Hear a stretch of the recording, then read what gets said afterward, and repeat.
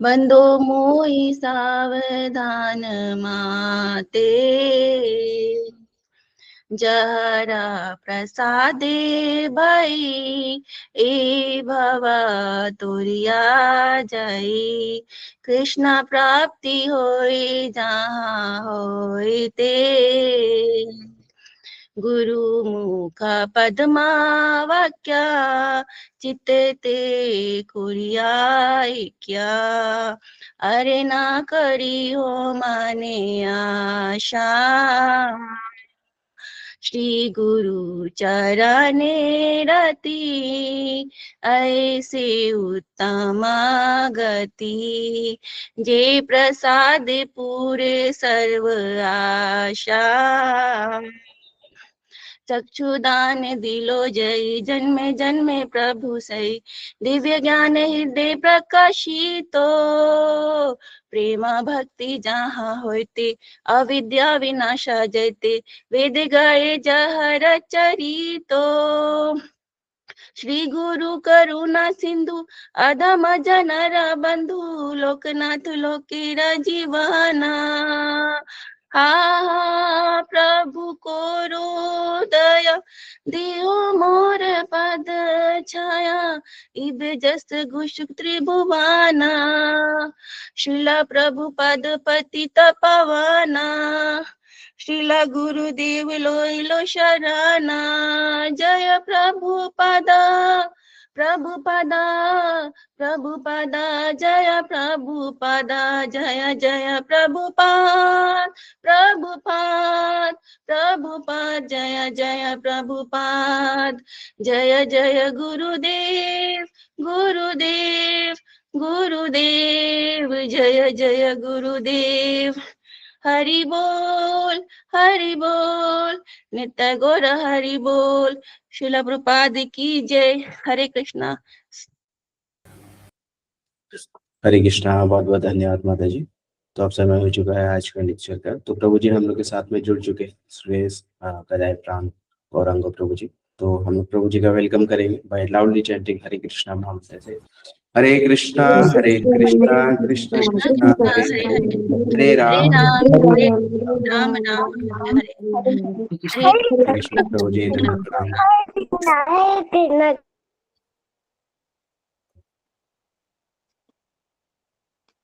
प्रभु जी mobile, प्रभु जी mobile को rotate कर देंगे। अच्छा ओके, ठीक है जी प्रभु जी। मेरा वॉइस आ रहा है ठीक से? हरे कृष्णा। जी प्रभु जी। हरे कृष्णा। 2 मिनट कीर्तन कर लेते हैं।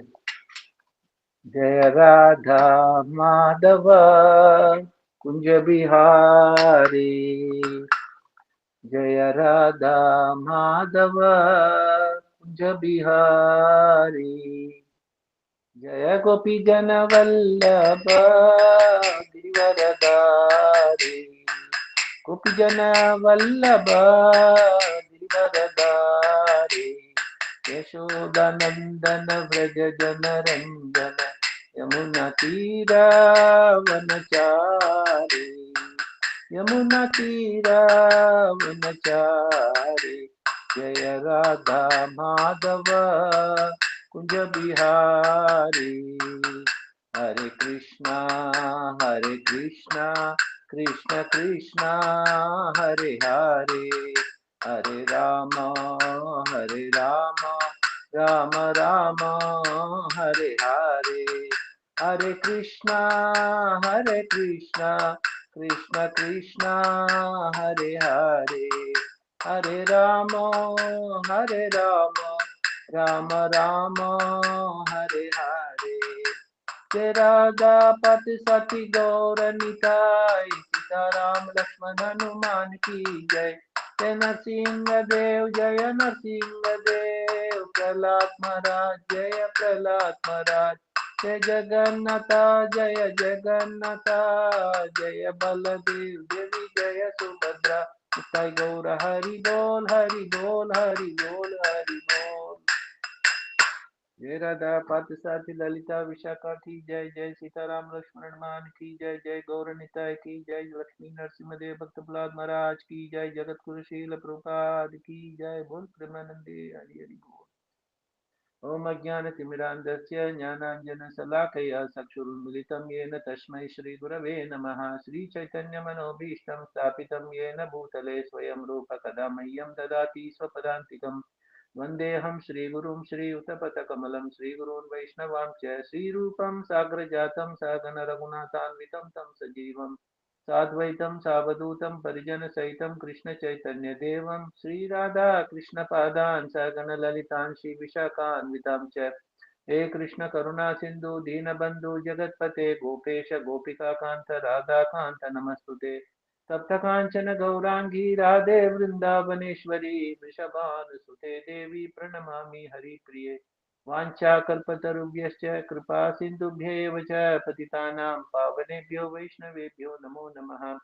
जय श्री कृष्ण चैतन्य प्रभु नित्यानंद श्री अद्वैत गदाधर शिवासादि गौर भक्त वृंद। हरे कृष्णा कृष्ण कृष्णा हरे हरे, हरे राम राम राम हरे हरे। नमो विष्णुपादाय कृष्णप्रेष्ठाय भूतले श्रीमते भक्तिवेदांत स्वामिनिति नामिनि। नमस्ते सरस्वती देवे गौरवाणी प्रचारिणे निर्विशेष शून्यवादी पश्चात देशतारिणे। हरे कृष्णा, आप सबको स्वागत है। आज वेरी ऑस्पिशियस डे है, मध्वाचार्य का डिसअपियरेंस डे। कल हम लोग जो रामानुजाचार्य का भी कल है ना, वो प्रभु जी अभी बता रहे थे, राइट। तो ये आचार्यों का appearance disappearance day, it is like actually they never disappear in one sense. आचार्यों का वो हमेशा लीला करते रहते हैं एक तरफ। तो भगवान का पार्षद होने का चलते उनका लीला तो चलते रहता है। अभी आज का दिन हम लोग देखेंगे, हमारा जो संप्रदाय का जो संप्रदाय आचार्य है, तो मध्वाचार्य कौन है? हमारा संप्रदाय का आचार्य, ब्रह्म मध्व गौड़ीय संप्रदाय आचार्य। हमारे जो 4 संप्रदाय होता है, श्री संप्रदाय, रुद्र संप्रदाय, कुमार संप्रदाय, ब्रह्म मध्व गौड़ीय संप्रदाय। जो ब्रह्मा जी है एक्चुअली एक तरफ, और जो हमारा प्रमुख आचार्य जो है वो मध्वाचार्य। मध्वाचार्य के बारे में मैं थोड़ा सा शेयर करूंगा, लेक्चर मोड पे नहीं है, जो कुछ पढ़ा है मैं थोड़ा सा उसी का आप लोगों के साथ शेयर करूंगा। बहुत इंटरेस्टिंग है उनका लाइफ स्टोरी है ना, वेरी वेरी इंटरेस्टिंग है। मध्वाचार्य का जो 79 ईयर्स तक उन्हें यहाँ इस धरती पे लीला किया एक तरफ। उनका जो अपीयरेंस हुआ था विजयदशमी का दिन, विलंबी संवत्सरा बोल के एक वर्ष है, टोटल 60 वर्ष होता है। उसमें 60 वर्ष के बाद फिर दोबारा रिपीट होता है। उसमें विलंबी संवत्सरा में नवमी का दिन शुक्ल पक्ष का माघ महीने में पिंगल संवत्सरा में उन्हें जन्म लिया था। वो एक्चुअली आज तो डिसअपियरेंस डे है उनको। जब अप्रकट होने का, तिरोभाव होने का कुछ समय पहले उन्हें कन्व तीर्थ करके एक बैंक ऑफ तीर्थ, कन्वा नदी का आसपास रहे उधर। उसमें मध्वाचार्य अभी बता रहे हैं कि अभी भी है मध्वाचार्य, आप लोगों को पता है। This is very interesting. Madhvacharya even today Madhvacharya is there in Badrinath में, क्योंकि वेद व्यास जी जो समरस साहित्य अवतार बताते हैं, वेद व्यास जी का शिष्य है एक तरफ देखा गया तो मध्वाचार्य। क्योंकि मध्वाचार्य आते समय में देखिए, जब 13th सेंचुरी था उस समय में इंडिया में बहुत बड़ा, जो भारत देश में इंडिया में जो पॉलिटिकल रिलीजियस का जो हिस्ट्री है उसके पीछे, उस समय में कोई राज्य, एक राज्य दूसरे राज्य के बीच में कोई यूनिटी नहीं था उसको। और कुछ इंडिया क्या था, वो इंडिया का कुछ प्रदेश तो कब्जे में आ गया, दूसरे राज्य का कब्जे में, वैसी एक दूसरे के बीच में टोटली टर्मोइल था एक तरफ। उस समय में बुद्धिज्म जैनिज्म का सबसे बड़ा प्रभाव है वो उसी समय जो जन्म लिया बता रहे हैं उसको। क्योंकि इसका चलते बुद्धिज्म आया, क्योंकि वेदा सिस्टम में क्या हुआ, बहुत ज्यादा कर्मकांडी होने लगे उस समय में। लोगों ने कर्मकांडी ज्यादा बन गए, भक्ति छोड़ दिए उसको। फिर इसीलिए भगवान ने ही बुद्ध अवतार लेके उन्हें इधर आया वो। फिर उसके बाद शंकराचार्य आए। शंकराचार्य का अद्वैत फिलॉसफी सबसे बड़ा घर घर में जो अद्वैत फिलॉसफी जो वहाँ का जो छाया पड़ा है, प्रभाव है उसमें, उसमें जो मायावादा थियरी, वो भी सबसे बड़ा, ब्रह्म सत्य जगत मिथ्या, वो भी है एक सबसे बड़ा एक थियरी चल रहा था उस समय में फिलॉसफी। तो उस समय में जो शंकराचार्य का जो इंटरप्रिटेशन है वेद का बारे में, वो टोटली डिफरेंट है। शंकराचार्य कभी हिम्मत नहीं किया कि भागवतम के ऊपर कमेंट्री लिखे। भगवत गीता के ऊपर तो है उन्हें कमेंट्री लिखा, मगर भागवतम के ऊपर कमेंट्री नहीं लिख पाया। सो उस समय में लोगों का बीच में कोई ऐसी जो ग्रंथ आचार्य चाहिए उस समय में, जो भगवान की सगुण साकार, जो भगवान की उपासना करने का कोई सिद्धांत प्रमुख नहीं थे। इवन जो रामानुजाचार्य तो आए थे, रामानुजाचार्य का विशिष्ट अद्वैत फिलॉसफी है, जब मध्वाचार्य का जो फिलॉसफी है द्वैत फिलॉसफी है ना।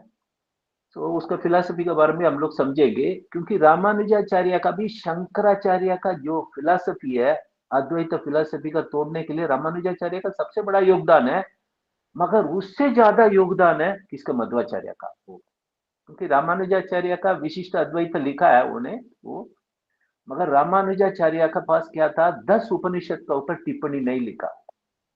जो प्रमुख 10 उपनिषद तो 1008 से ज्यादा होता है, उसमें से भी प्रमुख उपनिषद 108 होता है, उसमें से भी प्रमुख उपनिषद 11 होता है। तो उसमें जो उस उपनिषद का जो टीका कमेंट्री रामानुजाचार्य ने नहीं किया वो, मगर शंकराचार्य का जो फिलॉसफी है वो बोलते हैं कि महावाक्य, महावाक्य मतलब जो उपनिषद में हर पन्ने में जो ब्रह्म ब्रह्म ब्रह्म का जो विश्लेषण है वो बताते हैं, वो है शंकराचार्य के पास एक एडवांटेज है, प्लस पॉइंट था वो। क्योंकि उपनिषद को उन्होंने क्या किया, जो ब्रह्मन का तौर पे उन्होंने प्रेजेंट किया है उसको। रामानुजाचार्य का उतना कंप्लीट रिबटल नहीं है एक सेंस से, क्योंकि ये जो उपनिषद का कमेंट्री बिना वो लोग ब्रह्म को हम लोग ठीक तरह इंटरप्रेट नहीं कर पाएंगे एक तरफ। सो उस समय में शैविज्म था, जो शिव जी का उपासना करने वाला भी तमिलनाडु कर्नाटका में बहुत ज्यादा लोग थे उस समय में, है ना। हर घर में इतनी डीप रूटेड था कि जो अद्वैत फिलॉसफी वो शंकराचार्य का वो, तो उस समय में सोचने लगा कि अभी इस मायावादी फिलॉसफी का तोड़ने के लिए, कोई सगुण साकार फिलॉसफी का प्रस्तुत करने के लिए ये सही टाइम है। उसी टाइम में मध्वाचार्य का अपीयरेंस हुआ। तो मध्वाचार्य का सबसे बड़ा योगदान है। उसको पहले मध्वाचार्य का एक प्रणाम मंत्र भी है, ब्रह्मांता गुरव साक्षादिष्टम दैवम श्रियपति ही आचार्य श्रीमद आचार्य संत में जन्म जन्मनि, जो एक प्रणाम मंत्र भी है उसको। तो मध्वाचार्य का अवतार वायु अवतार है ना। क्योंकि वायु अवतार ये भी हनुमान जी को भी कह सकते हैं, वायु पुत्र है ना, आंजनेय स्वामी। सो हनुमान जी का जो अवतार माना जाता है वायु अवतार करके। मध्वाचार्य का जो जन्म हुआ था 1238 एडी में, उन्हें मध्य गेहाय तुलु ब्राह्मण के घर में जन्म लिया, जो कर्नाटक में तुलु ब्राह्मण होते हैं। और उनका माँ का नाम वेदवती है ना। वेदवती जो पाजका करके उड़पी के पास वहां जन्म हुआ, वो दक्षिण कन्नड़ा में। वो उनका पिताजी ने उनका नाम दिया है वासुदेव वो। सो मध्वाचार्य वो अपने आप को अलग परिचय रखते थे सबसे, क्योंकि मध्वाचार्य खेल कूदने में बड़ा माहिर है, he is a wrestler also उन्हें, है ना। सो उनका शरीर का जो फिजिक है उसको कोई बीट नहीं कर सकते हैं, उतना आजानुबाह था वो। कभी दौड़ते थे, ऐसी दौड़ते थे, उनका मुकाबला कोई नहीं कर सकते हैं। और जंपिंग, स्विमिंग, ये सब कुछ उसमें he was very expert in childhood days वो। इसलिए बचपन में उनका नाम दिया भीम, लोगों ने उनका नाम दिया भीमा, क्योंकि Bhima is very expert in जो वॉरियर है ना। तो मध्वाचार्य ने क्या किया, वेद का अच्छी तरह अध्ययन किया है, वेद और वेदांग, और उसमें बहुत निपुण पंडित बना उन्हें। तो उनकी 5 साल में जो जनेऊ पहना दिया है, उसको जनेऊ संस्कार होता है, 5 साल में जनेऊ संस्कार होते हैं। तो उन्हें किया, फिर उसके बाद उन्हें 11 साल में संन्यास ले लिया। कैन यू बिलीव, 11 ईयर्स में ही टुक संन्यास वो। मध्वाचार्य का जो सन्यासी 11th ईयर में विजयदशमी का दिन ही हुआ है, विलंबी एक संवत्सरा का जो वर्ष में उसमें। तो ये अक्टूबर महीने में आता है नॉर्मली उसका समय। तो आज भी जो मध्वाचार्य का जो विजयदशमी का दिन, जो कन्नड़ा ब्राह्मण्स है पूरा साउथ कन्नड़ा में सब जगह में, वो लोग जो मध्व जयंती का नाम से मनाया जाता है इनका, जो संन्यास का दिन है उसको। तो उनका गुरु का नाम है अच्युत परज्ञाचार्य। अच्युत परज्ञाचार्य उनका गुरु है। मध्वाचार्य का नाम दूसरे नाम से जाना जाता है पूर्ण प्रज्ञा उसको। तो हम थोड़ा और डिटेल जाते हैं इसमें, वेरी इंटरेस्टिंग है उनको। और इसमें एक सेकेंड, मैंने वेरी वेरी इंटरेस्टिंग उनका लाइफ स्टोरी कल पढ़ रहा था उसको, just I am sharing it with you. हाँ, सो हाँ, तो इनका जन्म तो हुआ है, मैंने बताया पाजका, उडुपी के पास, कर्नाटका का उडुपी के पास। वो एक्चुअली क्या था, इनका जन्म भी ऐसी हुआ था, जो नारायण नडिलाया, वो है भगवान विष्णु का शुद्ध भक्त थे इनका पिताजी वो, और उनका माँ वेदवती है। और ये दोनों बहुत दिन से एक संतान के लिए भगवान से प्रार्थना किया, जिस संतान हो, अच्छे बुद्धिमान हो, है ना, उनकी पूरा पूर्ण ज्ञान हो वो। और विष्णु का इतना आराधना किए, विष्णु अति प्रसन्न हुए। प्रसन्न होने के बाद उन्होंने क्या किया, उनको पहला संतान दिया उसको। इसके लिए वो लोग क्या किया, 12 साल व्रत रखे। मध्वाचार्य का जन्म के लिए वो लोग माता पिता दोनों 12 साल अनंतेश्वरा से प्रार्थना किया है, हमें एक संतान दीजिए।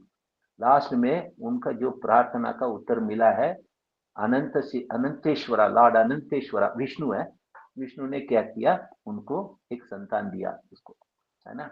सो उनका नाम रखे हैं नामकरण वासुदेव उसको। तो आगे जब मध्वाचार्य ने, उसमें कहते हैं कि इसलिए नाम रखा, और उनका माता पिता ने, क्योंकि उसके पास जो कृष्ण जैसे पूरा गुण हो उनका, सो नामकरण में ये वासुदेव नाम रखा है। ये नाम में वासुदेव मतलब is possessing sound knowledge and deep devotion, अच्छी भक्ति है जो भगवान की शुद्ध भक्ति है। सो इस नाम से, है ना, देवता लोग भी आशीर्वाद दिया बता रहे हैं इस नामकरण में। तो वासुदेव इसलिए स्पेशल है, इसमें कहते हैं कि उनका नाम का प्रकार उन्हें क्या किया, बचपन से ही जो विष्णु का शुद्ध भक्त थे, क्योंकि सर्वत्र उन्हें भगवान को दर्शन करते थे, उन्हें भगवान को प्रार्थना करते थे, भगवान का सामने प्रणाम करते थे उन्हें। He was not an ordinary child, he was extraordinary child in one sense, ठीक है। फिर उसके बाद उन्हें बहुत कुछ चमत्कारी भी किया मध्वाचार्य को। तो हम देख सकते हैं कि वासुदेव जब 1 साल के थे, उनका माँ ने उनकी बहन का पास छोड़ के चले गए उन्हें कुछ काम के लिए। तब उस समय में जब बच्चे तो माँ का दूध के लिए रोने लगे, है ना, तब उस समय में उनकी बहन को पता नहीं इनको क्या खिलाया, घर में क्या खिलाए, क्योंकि बच्चा रो रहा है। उन्हें क्या कर दिया, चना खिला दिया उन्हें 1 साल बच्चे को उन्हें क्या कर दिया, जो गाय गौ माता के लिए जो चना वगैरह जो मिक्स करके खिलाते हैं ना, उसको खिला दिया उसको। उन्हें भी बच्चे भी क्या किया, देते रहे, वो खाते रहे उसको। इतनी चना खा लिया है, आपको पता है चना तो डाइजेशन नहीं होता है, बड़े बड़ों का डाइजेशन नहीं होता है, कुश्ती लड़ते हैं वो लोग, चना खाते हैं रात में उबाल के। वासुदेव का माँ ने जो घर लौटी, घर लौटने के बाद देखा था ये बच्चा तो रोना तो बंद कर दिया, बच्चा तो रोते ही नहीं, क्या बात है, मेरा थोड़ा दूध देने में समय हो गया, ये क्यों नहीं रोती है। फिर उन्हें आश्चर्य हुआ, बच्चा तो अच्छी तरह खेलता है ना, जब चेयरफुल था। जब उस समय में उनको पता चला कि ये ने क्या कर दिया, उसकी बहन ने उनको घोड़े का चना खिला दिया सो फिर भी, है ना, इस बच्चे के ऊपर कोई असर नहीं पड़ा। वो बच्चे दोनों बिल्कुल हेल्दी थे वो, उनका कोई डिस्कम्फर्ट नहीं था उनको, है ना। क्या मतलब क्या है कि उनका डाइजेस्टिव पावर एक्स्ट्राऑर्डिनरी है बचपन से। और भी क्या था, एक बार उसके पिताजी ने उन्हें क्या किया, उसको जो खेती में जाते थे, उस दिन खेती में जाने के लिए बैल को ले जाते थे ना वो, सुबह जो बैल के साथ ये बच्चा लेके जाने लगा, तो वसुदेव ने उसको, किसी को नहीं पता है, वो बैल जाने लगी, उसको पीछे पीछे ये भी चला गया, उसको पूंछ पकड़ के उसका माता पिता ढूंढ रहे हैं, मेरे बेटे कहाँ गया। शाम को लौट के आया घर पे वो, उस बैल के साथ, है ना। सुबह से शाम तक ये कुछ खाया तो नहीं है, मगर इतनी दूर चले गए बैल के साथ, वो पूरा खेती में जो जोत के वो सब कुछ करके वापस आया वो। उसका ऊपर कोई भी थकान की महसूस ही नहीं है। सो उतना एक्स्ट्राऑर्डिनरी चाइल्ड है। सो सब लोग समझने लगे कि ये साधारण बालक नहीं है, ये तो है भगवान की जो साक्षात जो है भगवान की शुद्ध भक्त है, ऐसी तो वही लोग कर सकते हैं ये। फिर क्या हुआ, एक बार अपने पिताजी से बोलने लगे कि आप मेरे साथ आप प्रसाद पा लीजिए। उसको पिताजी ने बोलने लगा नहीं नहीं, क्योंकि मैं तो घर का अंदर में इसलिए चुप के बैठा हूँ क्योंकि किसी से कर्ज ले रखे थे उनको पिताजी, इसलिए वो कर्ज चुकाने के लिए असमर्थ था, उनको पास लक्ष्मी नहीं था। फिर वसुदेव ने क्या किया, उसको पता किया। फिर उन्होंने क्या कर दिया, जो इमली का पेड़ की जो है ना, इमली का गुट गुटका है ना, क्या बोलते हैं उसको, गुठली। जो इमली का जो बीज, हाँ, उनको लेके उन्हें क्या कर दिया, मुट्ठी भर ले गया वो ले जाके उन्हें जिसका पिताजी जिससे कर्ज लिया था उनका घर गया वो। घर जाके उनसे बोलने लगे मेरा पिताजी आपसे तो कर्ज ले रखा है, ये वापस ले लो करके अपना मुट्ठी बोला। वो देखे इस छोटा सा बालक है, इतनी दिव्य स्वरूप है उनका, उनकी दर्शन देख के पता नहीं उनकी मन में क्या आया, जो कष्ट देने वाला इस बालक का जो इतनी टोटल इनोसेंस है उनकी, उनकी मुख से इतनी तेज था, इतनी चार्मिंग पर्सनालिटी थे वो। उनका बहुत कुछ इम्प्रेस किया उसको, कर्ज देने वाले को। उन्हें क्या कर दिया, खुशी से ले गया वो। लेने के बाद क्योंकि किसी बालक ने आके हमारा घर में कुछ दे रहा है उस समय में, एक वो भी ब्रह्मचारी है वो, उन्हें बहुत संतुष्ट हुआ। अगले दिन उसका पिताजी कुछ धन लेके वापस लौटाने के लिए आए थे। उन्हें बताया कि जो कर्ज दिया था, उन्हें बताया नहीं नहीं आपका कर्ज तो चुक गया, आपका बेटा आए थे कल पूरा कर्ज चुका के चला गया उसको। इसका मतलब क्या है कि जो उन्हें भगवान का शुद्ध भक्त होने के चलते उनका ऐसी ऐसी ऐसी जो चमत्कारी किया है दूसरा कोई कर नहीं सकते। 8 साल पहले उन्हें उनके पास अमानुष्य शक्ति था उसको, उन्हें ऐसी ऐसी अपने फिजिकल पावर्स को उन्हें डिस्प्ले किया था। एक बार क्या हुआ, इसमें बताते हैं कि उनको कहीं दूर से एक पहाड़ के ऊपर खेल रहे थे वो। उनका जैसे उनका माँ ने बुलाई बेटा वासुदेव कहाँ हो आओ करके, उसी समय में उतना बड़ा पहाड़ से उन्हें एकदम कूदा नीचे, कूद के सीधा अपने घर के सामने वो प्रस्तुत हुआ। है ना। उसकी माँ सोचने लगी ये कहाँ से आ रहा है, इतना इतना बड़ा आवाज सुनाई दिया वो। इसका मतलब उसकी वायु पुत्र है, एक तरफ से वायु का अवतार है, उनके पास इतनी शक्तियां थी उसको। एक वासुदेव का एक मित्र भी है उनको। वो क्या किया, उनको जो सिर दर्द होने लगे बहुत समय से, जो माइग्रेन का सिर दर्द होने लगा उन्हें, उन्हें बहुत कुछ इलाज करवाया वैद्य जी के पास जाके। वो लोग कभी क्या किया, कहीं से भी ठीक नहीं हुआ। एक दिन अपने मित्र के साथ एक जंगल में जा रहे थे लकड़ी काटने के लिए, उस समय में वासुदेव ने देखा था कि उसको मित्र ने रो रहा है, तड़प रहा है सिर दर्द आके उसको। उन्हें क्या किया, उसकी कान में अपने मुंह से जोर से उन्हें एक हवा निकाला उसका। जब उसी समय में उनकी जो इतनी बड़ा जो सिर दर्द था, सालों साल से जो सिर दर्द है वो एक क्षण में दूर हो गया, उसके बाद कभी सिर दर्द आया ही नहीं है। तो वो भी एक है। फिर उसके बाद क्या हुआ, एक एक बार एक राक्षस था वो, उसका नाम मणिमन था। उन्हें एक सांप का रूप लेके, जो मध्वाचार्य बचपन में जो वासुदेव नाम से जाना जाता है उसको डस दिया उसको। सांप डसने के बाद तो पता है 1 घंटे में मृत्यु हो जाता है, मगर मध्वाचार्य के ऊपर कोई असर नहीं पड़ा है।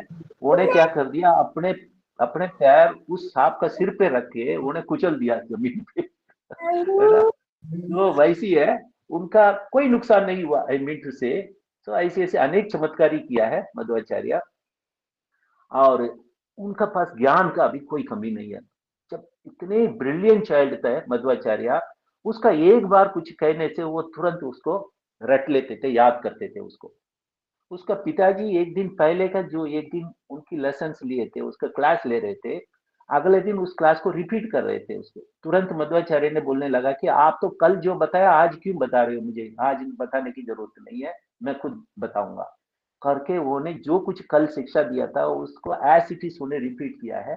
उसका पिताजी बहुत तारीफ किए, ऐसी ब्रिलियंट बच्चे हमने देखा नहीं है करके। और क्या हुआ, ये भी है कि एक बार क्या हुआ, उसकी गुरु ने कुछ क्लास दे रहे थे उनको। जब उस समय में उसको गुरु ने देखा इसका ध्यान नहीं है कहीं, इसका ध्यान भटका हुआ, तो उन्हें क्या कर दिया, वासुदेव को डांटा उसको। आपने मेरे क्लास में आपने इतने नेग्लिजेंस क्यों रहते हो, आपने क्यों नहीं सुनते हो ठीक से ध्यान पूर्वक। वासुदेव जी ने बोलने लगा, गुरु जी मैं किसी से रटता नहीं हूँ, है ना, ये बताते हैं कि मैं पार्ट बाय पार्ट रटता नहीं हूँ इसमें। वो उन्हें गुरु जी को गुस्सा आया, उन्हें क्या किया, ठीक है आप बताओ जो मैंने अभी बताया, जो वेद मंत्र बताया, आप तो रटा नहीं है, आपने अभी तक जो कुछ शिक्षा दिया आपने रटा नहीं है, तो आप मुझे बता के दिखाओ। तुरंत वासुदेव ने क्या कर दिया, जितने भी गुरु से जो शिक्षा लिया है वेद मंत्र, एज इट इज उन्हें ऐसी फ्लॉलेस, उसमें कोई त्रुटि नहीं है, कोई भी मिस्टेक्स ढूंढ नहीं सकते हैं, उन्हें उनको उच्चारण करके दिखाया। वेद मंत्र का उच्चारण का अलग पद्धति होता है। तो ऐसी स्किल्ड था स्पोर्ट्स में भी, उन्हें स्विमिंग में, रनिंग में, वेट लिफ्टिंग में, रेसलिंग मैचेस में उनका कोई मुकाबला नहीं कर सकता है ना, इतनी वो है उनके पास। तो उसमें लोग कहते थे कि ये तो भीमसेन है, साक्षात भीमसेन है उसको। तो उनकी बचपन के बाद उन्हें क्या किया, बचपन से ही जो विष्णु का सबसे बड़ा भक्त है उन्हें, वो ऐसी किसी बाहरी संसारी वस्तु के ऊपर कोई रुचि नहीं रखा वो। क्योंकि गुरुकुल खत्म होने के बाद वासुदेव जी घर लौट के आए। घर लौट के आने के बाद उन्हें क्या किया, हम मैंने अभी इस समाज के लिए कुछ ना कुछ तो करना है, क्योंकि अभी यहाँ का नास्तिक का प्रभाव बहुत ज्यादा है, जो शंकराचार्य का मायावादी फिलॉसफी का बहुत ज्यादा इन्फ्लुएंस है। उन्हें क्या सोचा कि लोगों का मन में बहुत कुछ ब्रह्म है, कंफ्यूजन है उनको, है ना। बड़े बड़े जो स्कॉलर्स भी क्या करते थे, इंटरप्रेट करते थे, अपना अपना वर्षन देते थे तो पुराण को, वेद को। उस समय में उन्हें बोलने लगा, सोचने लगा कि अभी तो है मेरा, मैं किस पर्पस के लिए आया, उसके भगवान की जो ग्लोरीज है, भगवान की भक्ति के बारे में प्रचार करने का अच्छे मौका है। उन्हें क्या किया, वो मैं संन्यास आश्रम को धारण करने से ही लोग सुनेंगे। इसीलिए उन्हें क्या किया, तो 8 साल में वो बताते हैं कि उसको माता पिता से बोलने लगे, मैं संन्यास लेना चाहता हूँ उसको। अभी किसी बच्चे संन्यास लेना चाहता है, माता पिता थोड़ी बोलेंगे, उस समय में एक ही अकेले पुत्र था ये। उसमें बताते हैं कि वासुदेव ने, उनका पेरेंट्स ने ये बात सुन के बहुत दुखी हो गए। वो लोग बोलने लगे कि अभी हम लोग का बुढ़ावस्था, वृद्धावस्था में हमें देखभाल करने के लिए कौन है, कोई नहीं है। इसलिए वासुदेव ने क्या किया, ठीक है मैं तब तक इंतजार करूंगा हमारा दूसरे, मेरा भाई दूसरा ना आए, दूसरा बच्चे, दूसरा संतान उत्पत्ति ना हो, तब तक मैं संन्यास नहीं लूंगा, अपने माता पिता से बोलने लगे। तो उन्हें बताया कि जब उसकी पिताजी ने, बड़ा स्कॉलर है एक तरफ, वो उन्हें क्या किया, ठीक है वासुदेव से बोलने लगा, ठीक है बाद में देखता हूँ आपका संन्यास का परमिशन देना नहीं देना। उन्हें उस समय में तो मना कर दिया वो, ठीक है, क्योंकि अपने एक ही इकलौता संतान है, उसको कौन देंगे। तब तो उसके बाद उनकी दूसरे संतान हुआ माता पिता को, तो माता पिता को परमिशन लिया उन्हें। परमिशन ले, वो लोग तो पहले से सोच रखे थे कि अभी परमिशन नहीं देना है ना। मगर वासुदेव ने क्या किया, यदि आप परमिशन नहीं देने से मैं घर छोड़ के भाग जाऊंगा, मैं संन्यास ले लूंगा फिर उसको माता पिता मानना पड़ा कि इससे अच्छा है आप घर छोड़ के ना भागना, ठीक है आप संन्यास ले लो। क्योंकि उस समय में क्या होते थे, बचपन में ही जो जो मठ का जो नेक्स्ट जो है अपॉइंटमेंट हो जाते थे, किसी का परिवार से ब्रह्मचर्य का ढूंढ, उन्हें सेलेक्ट करते थे, उनको वेद सब कुछ शिक्षा दे के फिर उसका इस किसी मठ का अधिकारी बना देते थे संन्यास दे के। तो वैसी है। और उन्हें गुरु का कैसे चुना, इसका बारे में भी एक बैकग्राउंड है। वासुदेव ने श्री अच्युत प्रेक्ष तीर्थ, उनका गुरु का नाम है, ये बड़ा सन्यासी है उस समय में, मगर वो है अच्युत प्रेक्ष, अद्वैत फिलोसफी से है वो एक तरफ शंकराइट का सन्यासी है वो, ठीक है। वो जैसे कि हमारा चैतन्य महाप्रभु ने सन्यास लिए थे ना उसको, तो वो भी है एक शंकराइक संप्रदाय से, ईश्वर पुरी से जो सन्यास लिया था, पुरी वगैरह टाइटल जो शंकराइक संप्रदाय का होता है उसमें। फिर भी चैतन्य महाप्रभु ने अपने ब्रह्मचारी नाम ही रखा था, उनका ब्रह्मचारी नाम कृष्ण चैतन्य, क्योंकि वो उस नाम को उन्हें स्वीकार नहीं किया है। शंकर संप्रदाय में क्या होता है, एक सन्यासी दूसरे सन्यासी को नारायण बोल के पुकारते हैं, क्योंकि आप भी नारायण, मैं भी नारायण, ये भी नारायण, हम सब नारायण है। यह मायावादी फिलोसफी है। यहाँ क्या हुआ, इसलिए चैतन्य महाप्रभु ने वो अपने संन्यास टाइटल रखे थे कि कृष्ण चैतन्य, क्योंकि भगवान को कोई अपराध नहीं करना चाह रहे थे। तो उन्होंने क्या किया, जो अच्युत प्रेक्ष, जो अद्वैत फिलोसफी से, जो वेदांत का जो वो है, जो स्कूल है, वहां से जो अध्ययन किया उसको गुरु ने, उन्होंने अपने मठ का भी स्थापना किया था, अनंतेश्वर मठ करके उन्हें। तो एक तरफ है मनसा वाचा कर्मणा, उसकी जो गुरु है वो तो है प्योर है वो। तो वैसी है कि वो ने क्या किया, जब अनंतेश्वर ने इनसे जो मध्वाचार्य का जो नॉलेज है, उसकी भक्ति है, उसको देखे बहुत प्रभाव हुआ वो, है ना। तो वसुदेव ने उसको अप्रोच किया था कि आप शिष्य बनाइए उसको। तब उन्होंने क्या किया, ठीक है, बहुत दिन से इंतजार कर रहा था मेरा कोई अच्छे शिष्य मिलेगा, उन्हें तुरंत हाँ किया उसको उसका। और अच्युत प्रेक्ष ने उनका नाम दिया था, संन्यास में नामकरण किया है पूर्ण प्रज्ञा उसको।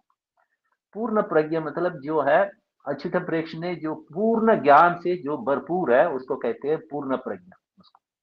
तो ये एक बार उसकी गुरु ने उनको अद्वैत फिलॉसफी को शिक्षा दिया, कौन सी, इष्ट सिद्धि करके। अद्वैत फिलॉसफी बहुत टफ है, किसी को समझना सिर से ऊपर चला जाता है उनका फिलॉसफी, है ना। जो पूर्ण प्रज्ञ ने क्या किया, पहला जैसे इष्ट सिद्ध शंकराचार्य का जो अद्वैत फिलॉसफी का एक ग्रंथ है, उसकी जो शिक्षा देते समय में पहला लाइन जैसे पढ़ाया उसका गुरु ने, उसमें वासुदेव ने, मध्वाचार्य ने 32 गलती निकाला उसका अंदर, पहला लाइन में ही उसको, है ना। तो उसमें बताते हैं कि जब ये देखे आश्चर्य हुआ, उस 32 गलती बताने के अलावा उस 32 गलती के बारे में उन्हें पूरा डिटेल्ड उन्हें उसके व्याख्यान भी दिया, क्यों ये गलती है उसको, इतनी उसकी पूर्ण ज्ञान है उसको। इसीलिए उनका पूर्ण ज्ञान को जैसे प्रभावित होकर उनका नामकरण किया है संन्यास में पूर्ण प्रज्ञा को, one whose knowledge is complete. तो आगे उनकी अनंत तीर्थ का नाम से भी जाना जाता है। अच्युत प्रेक्ष तीर्थ ने क्या किया, पूर्ण प्रज्ञ को अपने नेक्स्ट जो है मठ का चीफ बनाया, मठाधीश बनाया, नेक्स्ट चीफ वो। तो उस समय में वो कहते हैं कि जब कुछ उम्र होने के बाद ही वो मठाधिपति बनाता है उसको, कुछ अकॉम्प्लिशमेंट करना पड़ता है उनके लिए, और कुछ उम्र तक पहुंचने के बाद फिर उसको उसका चीफ बनाते हैं उस मठ को। तो उस समय में अनंत तीर्थ का नाम दिया है उसको, क्योंकि तीर्थ का मतलब क्या है, एक तरफ वो भी है, एक शंकराचार्य स्कूल का ही वो है, एक सन्यासी टाइटल है वो तीर्थ वो। तो एक दंडी सन्यासी उस समय में होते थे वो। हमारा जो वैष्णव संप्रदाय में त्रिदंडी सन्यासी है, उस समय में जो वैष्णव में भी क्या करते थे, बहुत पहले एक दंडी से ही धारण करते थे, मगर बाद में उसका त्रिदंडी बनाया उसको। तो और मध्वाचार्य कैसे जाने जाते हैं, बताते हैं कि जो अनंत तीर्थ और मध्वाचार्य ये दोनों नाम एक ही है एक तरफ, क्योंकि मध्वा का नाम वहां से आता है मधु, अ मधु प्लस ये मध्वा। मधुआ मतलब क्या है कि जो शहद इकट्ठे करके ले आने वाला, क्या कहते हैं, मधुआ उसको, मधु प्लस आ। क्योंकि अच्युत प्रेक्ष ने इसलिए दिया था कि क्योंकि जो अनंत तीर्थ ने, गतिश मध्वाचार्य ने एक ब्रह्म सूत्र के ऊपर टिप्पणी लिखा हो, कमेंट्री। उस समय में संप्रदाय का गुरु तभी माना जाता है, किसी संप्रदाय को स्वीकरण तभी किया जाता है, स्वीकृत किया जाता है वो जब वेद का ऊपर, वेदांत सूत्र का ऊपर, ब्रह्म सूत्र का ऊपर कोई कमेंट्री लिखते हैं। हमारा ब्रह्म मध्य गौड़ीय संप्रदाय में वेदांत का ऊपर टिप्पणी, ब्रह्म सूत्र के ऊपर टिप्पणी किसने लिखा पता है आप लोगों का, हमारा आचार्य बलदेव विद्याभूषण ने गोविंद भाष्यम करके एक ग्रंथ लिखा है। उस ग्रंथ, इट इज ब्रह्म सूत्र का कमेंट्री है। उसके बाद ही वो हमारा जो गौड़ीय, जो ब्रह्म मध्य गौड़ीय संप्रदाय को रिकग्निशन मिला है उसमें। सो मध्वा है, उसका नाम बलित सूक्ता करके ऋग्वेद में एक शब्द आता है उसमें, उसमें भी इसका मध्वा का नाम का बारे में उल्लेखन है वहां। तो उस समय से उन्हें मध्वाचार्य का नाम से जाना गया, वो बहुत प्रमुख वो। और मध्वाचार्य ने अपने फिलॉसफी, मध्वाचार्य का क्या फिलॉसफी है उसमें, द्वैत फिलॉसफी।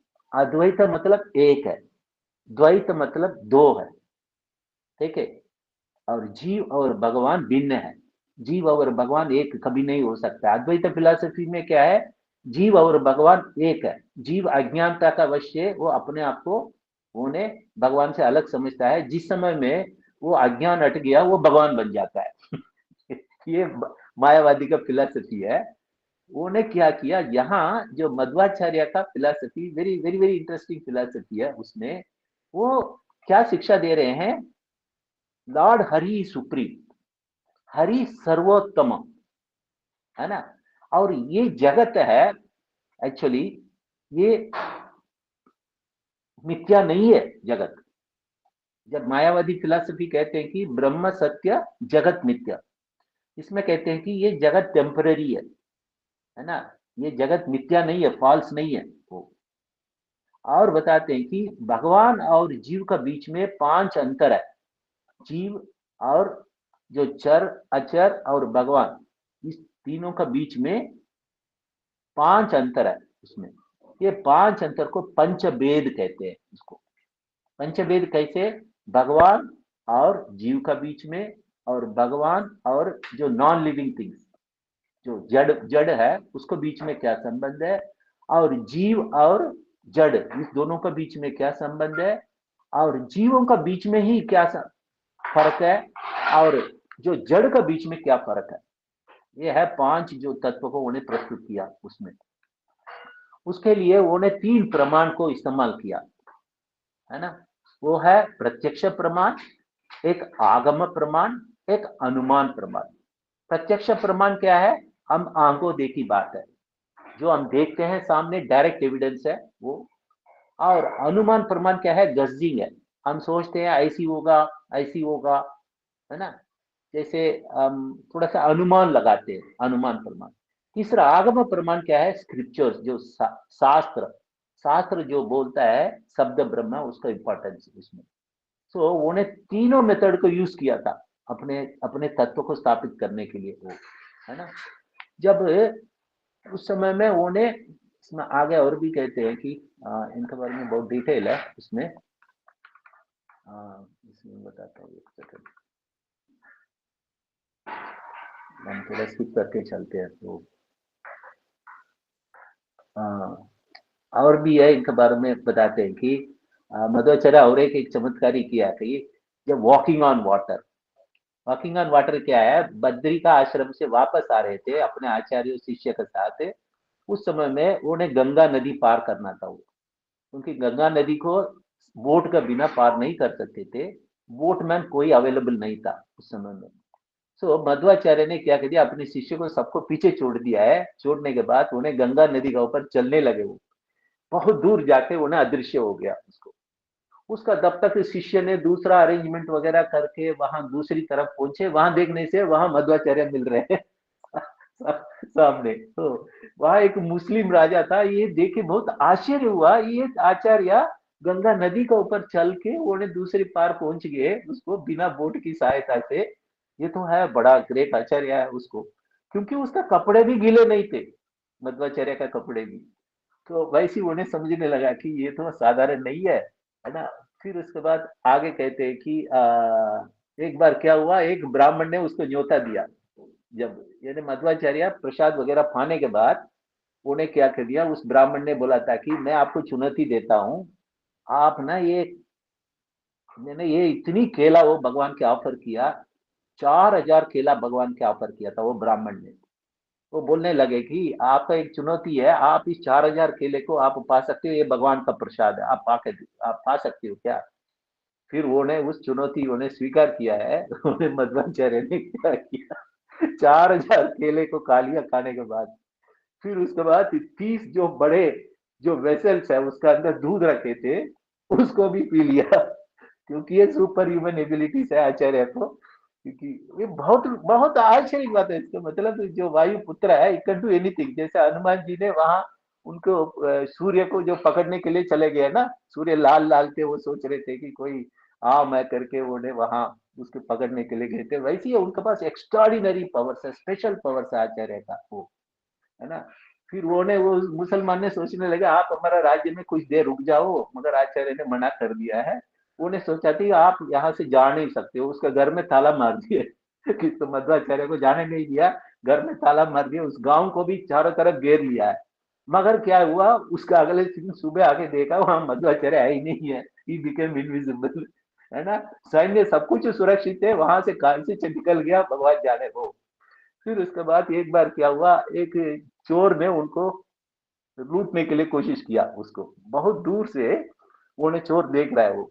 फिर वहां का शिष्य को मध्वाचार्य ने बोला आप लोग रुक जाओ उधर।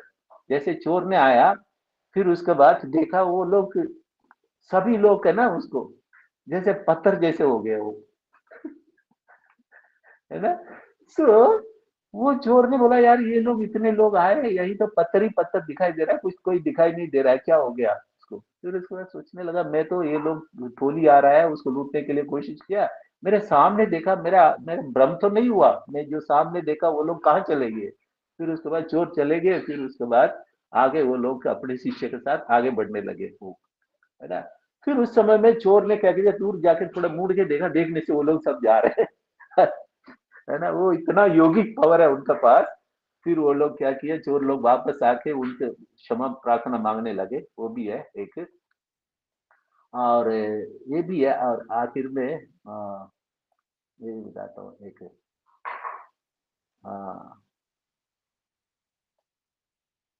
और गौड़ीय जो संप्रदाय में हमारा जो मैंने बताया, हम लोग ब्रह्म मध्य गौड़ीय संप्रदाय से है। चैतन्य महाप्रभु उसकी जो फॉलोअर्स है वो सब मध्वाचार्य का ग्रंथ को अच्छी तरह अध्ययन किया उसको, है ना। जो हमारा जो गौड़ीय संप्रदाय में जो हमारा फिलोसफी क्या है, अचिंत्य भेद अभेद तत्व, अचिंत्य inconceivable simultaneously one and different. तो वैसी है, जो चैतन्य महाप्रभु ने जो चारों संप्रदाय से कुछ कुछ सिद्धांत लेके उन्हें अचिंत्य भेद अभेद तत्व, उन्हें मगर उन्हें क्या किया, चैतन्य महाप्रभु ने मध्वाचार्य को ग्रंथ को अच्छी तरह उन्हें अध्ययन किया है उसको। और जीव गोस्वामी ने एक ग्रंथ लिखा छठ संदर्भ करके, उसमें मध्वाचार्य का जो ग्रंथ का बहुत ज्यादा उन्हें उपमा लिया, उससे वहां से उन्हें कोट किया, रेफरेंस कोट किया। तो जीव गोस्वामी के षट संदर्भ ज्यादातर वो मध्वाचार्य का जो ग्रंथ से उनको वो लिया हुआ वो कोटिंग है। क्योंकि जीव गोस्वामी ने जो गौड़ीय फिलॉसफी अचिंत्य भेद भेद अभेद तत्व का मध्वाचार्य का भागवत पार्या करके ग्रंथ से उन्हें लिया। चैतन्य महाप्रभु स्वयं उड़ीपी में गए थे कृष्ण का मंदिर में वहां, क्योंकि उड़ीपी क्या है, एक अड्डा है इसकी मध्वाचार्य का, और मध्व संप्रदाय के जितने भी है वहां का जो मठ है ज्यादा। तो वहां जाके चैतन्य महाप्रभु ने हरिनाम को उन्हें प्रचार किया। तो एक तरफ मध्वाचार्य है, एक माधवी गोपी का नाम से भी जाना जाता है जो ब्रज लीला में, है ना। माधवी गोपी राधा गोविंद देव जी का जो वृंदावन की जो लीला है उसमें एटर्नल पास टाइम्स है, उसमें ये माधवी गोपी है एक मध्वाचार्य। और मध्वाचार्य ने क्या किया, जो आइत्रेय उपनिषद को शिक्षा देते देते ही उन्हें अपने शरीर छोड़ा था वो, एक अनंतेश्वर मंदिर में 1378 एडी में उन्हें 79 ईयर्स के बाद मध्वाचार्य वहां, उस समय में जो शरीर छोड़ते समय में ही was dictating the commentary of Aitareya Upanishad, क्योंकि जो उपनिषद का ऊपर बहुत, एक्चुअली वो है मायावाद का जो है अड्डा क्या है, वो ये उपनिषद से ब्रह्म का जो फिलोसफी है उसको बहुत ज्यादा वो लोग उसको यूज करते थे। उसी को उपनिषद को ही उन्हें कमेंट्री लिख के उन्हें उसका अंदर स्वरूपन दिया था कि जो जीवा और भगवान ये इसका बीच में अंतर है, इसलिए द्वैत फिलोसफी कहा है उसमें। तो वैसी है मध्वाचार्य का अनेक ग्रंथ है, उसको उनका बारे में भी यहाँ बताया। तो इतनी ग्रंथ उन्हें टोटल 40 से ऊपर बहुत ज्यादा ग्रंथ लिखा उसको उन्हें, उसका कैसे प्रचार किया वो भी है उसमें। ये भी देखिए एक सेकंड, उनका ग्रंथ के बारे में मैं थोड़ी सी बताता हूँ। हम लोग उड़ीपी में जाते हैं, उड़ीपी में जो कृष्ण मंदिर देखते हैं ना, वो उड़ीपी मंदिर वही है जो मध्वाचार्य का स्थापित किया हुआ मंदिर है। उनको एक बार चंदन से ये प्रकट हुए थे, उड़ीपी का जो भगवान श्री कृष्ण कृष्ण का रूप वो। तो इसमें इनका फिलोसफी तो हमने बताया, जो 5 डिफरेंसेस है। Vishnu is the Hari is the supreme God, highest God, जो ये जगत मिथ्या नहीं है ये जगत। और भगवान और जीव और जड़ का बीच में 5 अंतर है, उसमें 5-fold डिफरेंस है। और सभी जीव भगवान विष्णु का प्रति पूर्णतया आश्रित है उसमें। फिर उसमें आगे बताते हैं कि जब तभी मोक्ष मोक्ष का तभी मानना चाहिए जब जीव आनंद अभ्यासात उस स्थिति में पहुंच जाता है, जब जीव तब उसके बाद उसकी मोक्ष प्राप्त हुआ, वो समझ सकते हैं उसको। और इसका मतलब जो है उन्हें ये जो 3 प्रमाण से भी, प्रत्यक्ष प्रमाण, अनुमान प्रमाण और उसमें शब्द प्रमाण से भी उन्होंने स्थापना किया उसको, अपने सिद्धांत को। और आगे बताते हैं कि विष्णु का समझना तो हम लोग क्या है, शास्त्र को आधार लेना चाहिए, शास्त्र द्वारा ही हम लोग भगवान को समझ सकते हैं उसको, है ना, ये भी है। फिर उसके बाद अभी उसको मध्वाचार्य का वो क्या क्या ग्रंथ है उसमें बताते हैं कि प्रमुख है 40 ग्रंथ उन्हें मध्वाचार्य का बहुत प्रमुख है उसमें से भी 37 ही आजकल उपलब्ध है उसमें से, है ना। जब 37 है उस सबको आपने यदि इकट्ठे किए बताते हैं कि सर्वमूलक ग्रंथ बताते हैं, सभी शास्त्र को मूल आधार है उस 37 ग्रंथ है उसमें मध्वाचार्य का। अभी उसमें कहते हैं कि जब इसमें और भी है, एक सेकंड हमको बताते हैं कि क्या क्या ग्रंथ है, एक बार इसको बताते हैं। पहले उन्हें टिप्पणी लिखा, कमेंट्री लिखा। कमेंट्री किसका ऊपर? उन्हें एक्सप्लेनेटरी नोट लिखा ऋग भाष्य, ऋग्वेद का ऊपर। फिर कर्म निर्णय उसका ऊपर। फिर उपनिषद में आयत्रेय उपनिषद, बृहदारण्यक उपनिषद, चांडक्य उपनिषद, तैत्तिरीय उपनिषद, ईशोपनिषद और कथा उपनिषद और अथर्व उपनिषद, मांडुक्य उपनिषद, शत प्रश्न उपनिषद, तलवक्र उपनिषद, भाष्य उपनिषद, इस 10 को मिला के उन्हें उपनिषद प्रस्थान करके जाना जाता है, उनका ऊपर कमेंट्री लिखा। फिर उन्हें पुराण का ऊपर जो अपने कमेंट्री लिखा, भगवत गीता भाष्य है, भगवत गीता तात्पर्य निर्णय है, ये दोनों का मिला के गीता प्रस्थान करके नाम से जाना जाता है। फिर भागवत तात्पर्य निर्णय और श्रीमान महाभारत तात्पर्य निर्णय। फिर वेदांत सूत्र का ऊपर उन्हें ब्रह्म सूत्र का भाष्य लिखा है, ब्रह्म सूत्र का अनुभाष्य लिखा है, ब्रह्म सूत्र का अनुवाक्यान लिखा है, ब्रह्म सूत्र का न्याय विवरण वो भी लिखा है। ये चारों मिला के सूत्र प्रस्थान का नाम से जाना जाता है उसमें। और उसका अलावा उनका इंडिपेंडेंट राइटिंग्स भी है उसमें, प्रमाण लक्षण, कथा लक्षण, ये दोनों का नाम से लक्षण ग्रंथ के नाम से जाना जाता है। और उपाधि खंडन और मायावाद खंडन, मायावाद को खंडन का भी उन्होंने ग्रंथ लिखा है, उसको उपाधि खंडन लिखा है। और ऐसे अनेक ग्रंथ है उसको हम लोग ने, उसका इंडिपेंडेंट राइटिंग सब कुछ आजकल जो उपलब्ध है 37 है उसमें, है ना। सो उसमें एक एक जो ग्रंथ के बारे में भी इसका वर्णन है इसमें। तो आज का दिन इतने पवित्र दिन है, मध्वाचार्य के बारे में हम लोग एक दूसरे से परस्पर जो उनकी ग्लोरीज के बारे में, उनका जीवन चरित्र के बारे में हम लोग श्रवण किया है। It is very very auspicious and purifying our heart actually from contaminations. So भगवान का जो ग्लोरीज है इस कलयुग में, हम आचार्यों का ग्लोरीज पढ़ने से है ना भगवान भी संतुष्ट होते हैं। So I am very thankful to all of you for giving me this opportunity to say something about Madhvacharya. I have not given any lecture. Don't think that this is a lecture. I am just repeating whatever this written about जो Madhvacharya life story. Thank you, Prabhu. Hare Krishna. His Holiness Madhvacharya की जय, जगत गुरु श्रील प्रभुपाद की जय, अनंत कोटि वैष्णव वृंद की जय, बोल Premanand. Prabhu, I am leaving actually. I have to go. I am getting late. Okay, Prabhu. Any question and answer you can send it to me. हरे कृष्णा। हरे कृष्णा। प्रभु जी का धन्यवाद करेंगे बाय लाउडली चैंटिंग हरे कृष्णा महामंत्र से।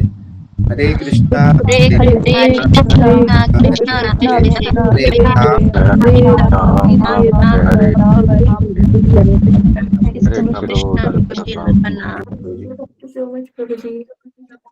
हरे कृष्णा। तो आप सभी मित्रों को बहुत बहुत धन्यवाद। तो समय हो चुका है, तो हम लोग इस सेशन पे यहीं पे विराम देते हैं। जगत गुरु श्रील प्रभुपाद की जय, भक्त वृंद की जय, हरि हरि बोल।